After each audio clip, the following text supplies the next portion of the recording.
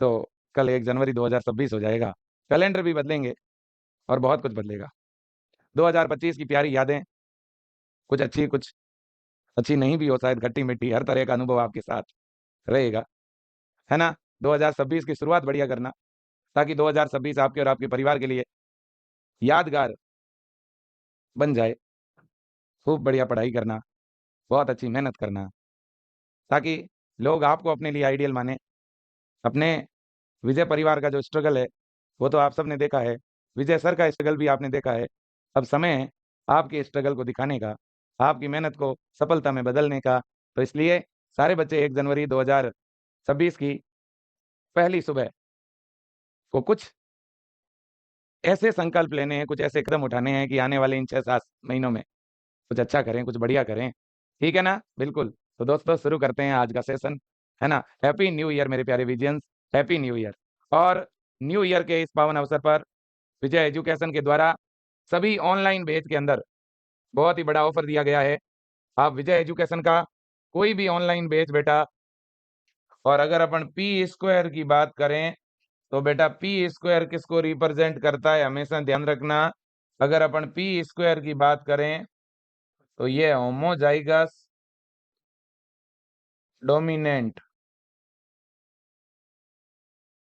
और ये homozygous recessive. ठीक है ना? ये बात आप समझ लीजिएगा। ठीक है बेटा, आगे बढ़ें। ये क्वेश्चन कभी भूलना नहीं है। अगर इसी क्वेश्चन में ऐसे पूछा जाता तो समयुग्मजी प्रभावी, तो फिर आंसर क्या लिखते? फिर आंसर होता पी स्क्वायर। अगर वो समयुग्मजी, है ना, अप्रभावी पूछता तो समयुग्मजी अप्रभावी अगर अलील के बारे में पूछता तो आंसर होता क्यू स्क्वायर। और वो अगर विषम युग्मजी अलील के बारे में पूछ रहा है तो विषम युग्मजी अलील है 2pq। ओके भाई, आगे बढ़े बेटा, कोई दिक्कत कोई परेशानी नहीं है। अगला क्वेश्चन आपके सामने ये रहा बेटा। हाँ, यादृच्छिक संगम वाली आबादी में विषम युग्मजी अलील की आवृत्ति किसके द्वारा साम्य में रहेगी? Frequency of heterozygous allele in a random mating population at equilibrium। बेटा, जो आरडी बेनवर्ग ने जो सिद्धांत दिया था वो रैंडम मेटिंग पॉपुलेशन के ऊपर ही दिया था। रैंडम मेटिंग पॉपुलेशन पर ही आरडी बेनवर्ग ने सिद्धांत दिया था बेटा, है ना? तो आरडी बेनवर्ग की थ्योरी के अनुसार इनमें से ऐसा कौन सा डेटा है बेटा, कौन सा डेटा है जो हेट्रोजाइगस अलील को रिप्रेजेंट करता है? बताओ। जब पॉपुलेशन इक्विलिब्रियम स्टेज में हो तब हेट्रोजाइगस अलील को कौन रिप्रेजेंट करेगा? बताओ। 0.36, 0.16, 0.24, 0.48। और मैं इक्वेशन बता देता हूं, P square plus 2pq plus Q square is equal to 1, है ना? जनरली बेटा आप याद रखना, यहाँ पर बात किसकी हो रही है? बात हो रही है भाई साहब P plus Q is equal to 1 ही होता है यहाँ पर। यह भी बात आप याद ही रखना भाई, ठीक है कि नहीं? हाँ, तो इसलिए यहाँ पर मेरे दोस्तों ये जो इक्वेशन है ना, जनरली अगर मैं बात करूं बेटा, ये जैसे कि 0.6 ये फ्रीक्वेंसी है होमोजाइगस डोमिनेंट की, और 0.4 ये फ्रीक्वेंसी है होमोजाइगस रिसेसिव की। ठीक है ना बेटा? तो अब आप मुझे बताओ फिर इसकी फ्रीक्वेंसी क्या होगी? आप यही तो कहोगे कि सर 2 इंटू पी का मतलब हो गया 0.6 और क्यू का मतलब हो गया 0.4। ठीक है ना? तो ये कितना हो गया बेटा? ये हो गया 0.24 इंटू 2, तो ये कितना हो गया बच्चों? 0.48। तो इसकी फ्रीक्वेंसी 0.48 होती है नॉर्मली, है ना? जब पॉपुलेशन इक्विलिब्रियम स्टेज में हो तब। ये आप ध्यान रख लेना, ठीक है ना, ये बात आप ध्यान में रख लेना। ठीक है, अगर मैं आपको बता दूं कि P बराबर 0.7 है और Q बराबर है ना 0.3 है ना, अब आप बताओ देखे 2PQ की वैल्यू कितनी होगी? तो बता सकते हो ना? बिल्कुल बता सकते हो भाई, क्या ही दिक्कत है ना? बिल्कुल बड़े आराम से बता सकते हो आप, इनको मल्टीप्लाई करके डबल कर लो। ठीक है ना बेटा? हाँ, अगर P की वैल्यू दी हुई हो, Q की वैल्यू दी हुई हो, है ना, तो क्या आप हेट्रोजाइगस या होमोजाइगस डोमिनेंट, होमोजाइगस रिसेसिव, क्या इसकी वैल्यू निकाल सकते हो? क्या बिल्कुल निकाल सकते हैं। अगले क्वेश्चन की तरफ चलते हैं, बिल्कुल चलिएगा सर। यह लीजिएगा, तीसरा क्वेश्चन है हार्डी बेनवर्ग से रिलेटेड। ये भाई, किस स्थिति में किसी भी प्रजाति की आबादी के लिए जीन अनुपात स्थिर रहेगा? हार्डी बेनवर्ग ने आनुवंशिक साम्य का सिद्धांत दिया था। हार्डी बेनवर्ग ने जेनेटिक इक्विलिब्रियम की थ्योरी दी थी बेटा। हार्डी बेनवर्ग ने कहा था कि एक पॉपुलेशन जो है ना, इसका जीन पूल स्थिर रहेगा, है ना, इसकी एलिलिक फ्रीक्वेंसी जो है वो इक्विलिब्रियम स्टेज में रहेगी। कब रहेगी? देखो, इन विच कंडीशन, कौन सी स्थिति में the gene ratio remain constant for any species population. एक पॉपुलेशन का जीन पूल कांस्टेंट कब रहेगा? बताओ देखें, जीन पूल कांस्टेंट कब रहेगा? पहला, सेक्सुअल सिलेक्शन के केस में। इसके लिए आप यहाँ रिकॉम्बिनेशन भी लिख सकते हो बेटा।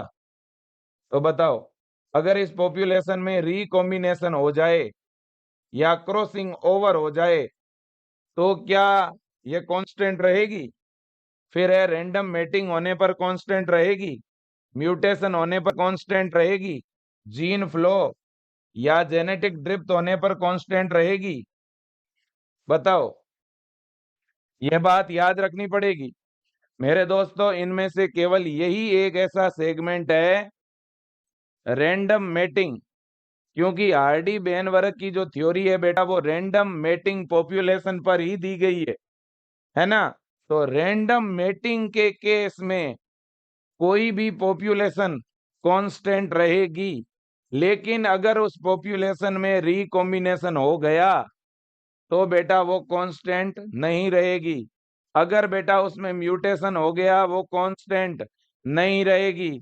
अगर जीन फ्लो, जेनेटिक ड्रिफ्ट या नेचुरल सिलेक्शन हो गया तो भी बेटा उसका इक्विलिब्रियम स्टेज जो है वो समाप्त हो जाएगा। तो ये 5 फैक्टर है जो हार्डी बेनवर्ग के इक्वेशन को प्रभावित करते हैं। कौन से 5 फैक्टर?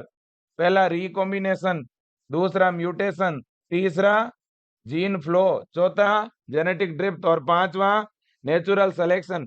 ये 5 चीजें बेटा किसी भी पॉपुलेशन को कांस्टेंट या इक्विलिब्रियम स्टेज में नहीं रहने देती है, उनकी आनुवंशिक साम्य को बदल देते हैं ये 5 कारक, लेकिन ये वाला कारक नहीं बदल सकता। ये बात ध्यान रखना, ठीक है ना? हाँ, अब इसके बाद में नेक्स्ट क्वेश्चन है बेटा, आनुवंशिक विचलन केवल किस में संचालित होता है? Genetic drift operate only in, बेटा जेनेटिक ड्रिफ्ट किस तरह की आबादी में होगा? Larger population, Mendelian population, island population, smaller population. बताओ देखे सही क्या होगा भाई? सही क्या होगा? जल्दी बताओ देखे। संध्या, प्रीति, श्रेयांश, अस्मिता, सोनू, हाँ, सुमन, हाँ बहुत बढ़िया, श्वेता, माला, दीपा, विवेक, अनुज, जानवी, लता, रेणु, बहुत बढ़िया बेटा, गणेश, पूजा, रुबीना, अनिल, दीपमाला, बहुत बढ़िया बेटा, अंजलि, विशाखा, प्रवीण, बहुत खूब। अब देखिएगा, हमेशा ये बात आपको ध्यान रखनी है बेटा, जो जेनेटिक ड्रिफ्ट है ना, जब जब भी अपन जेनेटिक ड्रिफ्ट की बात करेंगे, आनुवंशिक विचलन की बात करेंगे, बेटा जेनेटिक ड्रिफ्ट के केस में हमेशा याद रख लेना, जेनेटिक ड्रिफ्ट का केस जब भी आपके सामने आए तो जेनेटिक ड्रिफ्ट हमेशा छोटी जनसंख्या में होता है, बड़ी जनसंख्या में नहीं होता। जेनेटिक ड्रिफ्ट मेंडेलियन आबादी का कोई लेना देना ही नहीं है भाई इस चैप्टर से, क्या आपने इवोल्यूशन चैप्टर में कहीं मेंडल पढ़ा है क्या? अरे नहीं पढ़ा भाई, है ना? कहीं पर आइसलैंड पॉपुलेशन पढ़ा क्या? महाद्वीपीय आबादी, ऐसा कहीं नहीं पढ़ा भाई। जेनेटिक ड्रिफ्ट बड़ी आबादी पर लागू होगा कि छोटी पर? छोटी पर। हमेशा ध्यान रखो बेटा, हमेशा स्मॉलर पॉपुलेशन जो है ना, उसका ही जेनेटिक ड्रिफ्ट होता है, जेनेटिक ड्रिफ्ट। और हार्डी बेनवर्ग की जो थ्योरी है ना, वो भी इसी तरह की पॉपुलेशन पर लागू होती है, ध्यान रख लेना। अगर पता नहीं है तो लिख दो बेटा। आनुवंशिक विचलन किस में पाया जाएगा? छोटी आबादी में, छोटी जनसंख्या में। चलो जी अगले क्वेश्चन की तरफ चलते हैं। हाँ, अगला जो क्वेश्चन है वो ये रहा बेटा। अगला क्वेश्चन है करेक्ट ऑर्डर इज। बेटा देखो यहाँ एरा दिए गए हैं, एरा, है ना? यहाँ एरा बताए गए हैं, है ना? कौन सा सही सीक्वेंस है एरा का? पहला है Paleozoic, Archaeozoic, Cenozoic. Archaeozoic, Paleozoic, Proterozoic. Paleozoic, बाद में मिजोजोइक और बाद में सीनोजोइक। मिजोजोइक, आर्कियोजोइक, प्रोटेरोजोइक, बताओ सही कौन सा है? सही कौन सा है? ये एरा मैंने आपको लिखवाए हैं भाई साहब, ये एरा मैंने आपको बताए हुए हैं। बता दो, बता दो इवोल्यूशन के क्रम में सबसे नीचे का, सबसे पहले का एरा कौन सा? फिर उसके बाद, फिर उसके बाद और फिर सबसे बाद। हाँ, डी बता रहे हैं 63% बच्चे। डी तो नहीं होगा, ये मैं क्लियर कर दूं, डी नहीं होगा। यहाँ आर्कियोजोइक आ गया, इसलिए ए भी नहीं होगा, है ना? यहाँ शुरुआत में आर्कियोजोइक और लास्ट में प्रोटेरोजोइक है, इसलिए ये भी नहीं होगा। भाई साहब हमेशा ध्यान रखो, अगर इन्होंने लिखा है ना प्रोटेरोजोइक, प्रोटेरोजोइक, ये सबसे पहले होगा। इसे प्री कैम्ब्रियन भी बोलते हैं, ठीक है ना बेटा? बिल्कुल। इसके बाद है पेलियोजोइक, पेलियोजोइक। पेलियोजोइक के बाद है मीजोजोइक, मीजोजोइक के बाद है सीनोजोइक, है ना? आज के समय का जो एरा है वो है सीनोजोइक। सीनोजोइक से पहले का जो एरा है वो मीजोजोइक। मीजोजोइक से पहले का एरा है पेलियोजोइक और इससे पहले का है प्री कैम्ब्रियन। तो याद रखो बेटा, ये सही सीक्वेंस है एरा का, जिसमें आप इन तीनों का सीक्वेंस याद रख लो बस। पहला पेलियोजोइक, फिर मीजोजोइक, फिर सीनोजोइक। आप याद रखो पीसीएम, पैरासीटामोल टेबलेट का तो नाम सुना ही होगा। तो पीसीएम, पेलियोजोइक, है ना मेरे दोस्तों? और इसके बाद में, सॉरी पीसीएम नहीं, पीएमसी, है ना?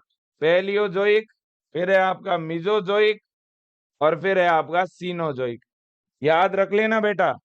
और इसमें अभी जो आज का वर्तमान के समय की अगर बात करूं तो ये सीनोजोइक है।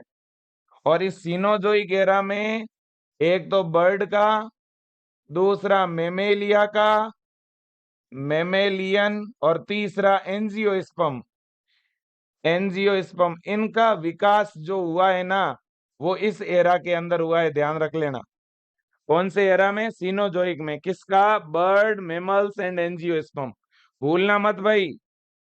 चलो आगे चलते हैं अगले क्वेश्चन की तरफ। हाँ, अगला क्वेश्चन आपके सामने है बेटा, एक से बढ़ करके एक क्वेश्चन। हाँ, match the hominid with their correct brain size. यहाँ बेटा ब्रेन की साइज बताई हुई है, आपको मैच करके बताना है कि किसकी ब्रेन की साइज क्या है। होमो एबिलिस, होमो निएंडरथल, होमो इरेक्टस और होमो सेपियंस। अब मैच करके बताना है। देखो बेटा, होमो वंश का पहला सदस्य है एबिलिस, याद रखो, पहला है एबिलिस, फिर है इरेक्टस, फिर निएंडरथल और फिर सेपियंस। ये याद रखो, एन, एबिलिस, इरेक्टस, निएंडरथल और सेपियंस। तो सबसे कम क्रेनियल कैपेसिटी एबिलिस की होती है, ध्यान रखना। तो यहाँ सबसे कम किसकी है? देखो हमने होगा 3, तो ए के सामने यहाँ 3 है क्या? नहीं है, तो ये गलत हो गया। यहाँ है क्या? नहीं है, ये गलत हो गया। यहाँ है क्या? है। यहाँ है क्या? है। इन दोनों में से एक होगा। अब एक कदम आगे चलो। अब आप एक बात मुझे बताओ, इस एबिलिस के बाद इरेक्टस आता है और इरेक्टस की क्रेनियल कैपेसिटी होती है 900 सीसी। तो सी के सामने होगा 1। यहां देखो, सी के सामने 1 है और इधर सी के सामने 4 है, तो ये 4 वाला ये गलत हो गया। तो यहाँ राइट आंसर क्या होगा? Option number D. आपने केवल 2 ऑप्शन को मिलान किया और पूरा आंसर आ गया। 74% बच्चों ने सही जवाब दिया। वेरी गुड बेटा, शाबाश। इस तरह के प्रश्न करना सीख जाओगे तो कभी कुछ गलती नहीं होगी आपसे। ठीक है ना? ऐसे क्वेश्चन हार्ड नहीं होते हैं, आसान होते हैं। इनसे डरना और भागना नहीं है आप लोगों को। अब नियंत्रथल है बेटा। नियंत्रथल की जो क्रेनियल कैपेसिटी होती है वो 1400 सीसी होती है बेटा। तो बी के सामने जो होगा वो 4 होगा और होमो सेपियंस की होती है 1350 सीसी। ये बात आप याद रखो। ठीक है, ये ऑप्शन डी आपका सही होगा। आगे चलें, चलिएगा सर। हाँ, अब बेटा अगला क्वेश्चन है, निम्नलिखित में से किसकी मस्तिष्क क्षमता यानी क्रेनियल कैपेसिटी सबसे कम थी? Which of following had the smallest brain capacity? सबसे छोटी ब्रेन कैपेसिटी किसकी है बेटा? होमो निएंडरथल, होमो एबिलिस, होमो इरेक्टस और होमो सेपियंस। बताओ भाई, सही आंसर किस किस का आएगा? ये आसान है, इससे आसान कोई क्वेश्चन हो ही नहीं सकता। जल्दी बताओ। आशीष, रजनी, बहुत खूब बेटा, बहुत ही बढ़िया। रूपाली, वैष्णव, हाँ सर मुझे तो याद नहीं, इनके नंबर है तो बताओ ना। ठीक है ना? हाँ, इनके नंबर तो नहीं है, इनका दूत मैं हूं भाई, है ना? इन्होंने मुझे भेजा है। हाँ, इन्होंने कहा विजय सर बता दो हमारी क्रेनियल कैपेसिटी, है ना? हाँ, आप लोगों की क्रेनियल कैपेसिटी से कम। बताओ आप किसकी? हाँ, 89% बच्चे बी बता रहे हैं और बी में क्या लिखा हुआ है भाई? एबिलिस, है ना? आप बिल्कुल सही कह रहे हो बेटा। सबसे छोटी क्रेनियल कैपेसिटी 650 से लेकर के 800 सीसी की जो है वो एबिलिस की है। फिर इससे थोड़ी सी बड़ी इरेक्टस की है 900 सीसी। फिर इससे थोड़ी सी बड़ी अपने, इससे ज्यादा बड़ी निएंडरथल की 1400 सीसी है और सेपियंस की 1350 सीसी है। ये चीज लिख लेना भाई, वेरी वेरी मोस्ट है। क्रेनियल कैपेसिटी का कोई ना कोई क्वेश्चन जरूर आएगा। आपके बुक में इन तीनों का तो दिया हुआ है। निएंडरथल का 1400, एबिलिस का 650 से 800, इरेक्टस का 900, सेपियंस का मैं बता रहा हूं 1350। क्लियर कट बात? सभी का सही हो गया। इसका बी ही राइट है, बिल्कुल सही कह रहे हो आप लोग। इसका ऑप्शन बी ही सही होगा, है ने? बहुत खूब, बहुत खूब, बहुत बढ़िया। अब तक खोजे गए जीवाश्म के अनुसार मानव की उत्पत्ति और विकास कहां से शुरू हुआ है? According to fossil discover to present time origin and evolution of man started from. विशेष रूप से आप मुझे यह बता दो कि जिसको आप होमो सेपियंस कह रहे हो ना, ये भाई साहब सबसे पहले आज का जो मानव, जिसको आप रियल में मानव बोल रहे हो वर्तमान में, इसका विकास शुरू कहां से हुआ? आप जिसे आज वर्तमान का मनुष्य बोल रहे हो, इनका विकास स्टार्ट कहां से हुआ भाई? है ना? हाँ, विकास रुका हुआ है, विकास रुका हुआ है। तो क्या करें? 1 किलो रसगुल्ला लेके आओ, है ना? हाँ, कृपा आ जाएगी, कृपा आ जाएगी। एक वो बाबा जी का वीडियो देखा होगा, है ना? बाबा जी के पास गए, बाबा जी बीएससी नर्सिंग एंट्रेंस एग्जाम में सिलेक्शन नहीं हुआ। तो बाबा जी ने कहा कृपा रुकी हुई है। तो बच्चे ने पूछा गुरु जी फिर क्या करूं? तो गुरु जी ने कहा एक काम कर, विजय सर को 1 किलो रसगुल्ला खिला दे, है ना? कृपा वहीं रुकी हुई है। तब सोच लो, आप सबकी कृपा जो है वो अब रुकी हुई नहीं है। ठीक है ना? और आपको रसगुल्ले भी नहीं खिलाने हैं भाई, ये और बता दूं आपको। ठीक है ना? हाँ, समझ में आई बात? भाई साहब, है ना, इस दुनिया में कैसे कैसे लोग हैं? अब कुछ लोग तो मेरे सामने देख कर ही हंस रहे हैं। हाँ, कैसे लोग हैं? ठीक है ना? ठीक है भाई, कोई नहीं, चलो। हाँ, बोलो बोलो बोलो। हाँ हाँ, अब देखो, तो दोस्तों, अफ्रीका, हाल ही में मैं कुछ दिन पहले बेटा अफ्रीका में गया था। मैंने पूछा कि यहाँ कोई मानव नाम का आदमी है, उसका विकास हुआ है? तो उन्होंने कहा सुना तो हमने भी है। ठीक है ना? अफ्रीका वाले बड़े खतरनाक है भाई, वहां कोई नहीं जा सकता। या तो मैं गया हूं, या एक बार मोदी जी गए थे। ठीक है ना? हाँ, अब देखो, तो मेरे दोस्तों, अफ्रीका, अफ्रीका से मानव का विकास शुरू हुआ और फिर अलग अलग महाद्वीप के अंदर ये फैल गए। ठीक है ना? बिल्कुल। तो पहले यहाँ अफ्रीका में ही उत्पन्न हुए थे, फिर यहाँ से कोई इधर आ गया, एशिया, कोई ऑस्ट्रेलिया, कोई यूरोप, कोई दक्षिणी अमेरिका, उत्तरी अमेरिका, इस तरह से फिर ये मानव जो है वो फैल गया। ठीक है ना? हाँ, जैसे रायता फैलता है ना, वैसे। हाँ, इसके बाद में भाई साहब, ये लो, निम्नलिखित में से कौन मनुष्य का निकटतम संबंधी है? ओहो भाई साहब, आज पता चलेगा कौन है आपका नजदीकी रिश्तेदार, है ना? हाँ, एक बच्चा कह रहा सर मत बताना हो, मेरी परसों सगाई है। भाई मैं तो बताऊंगा आपके रिश्तेदार कौन है।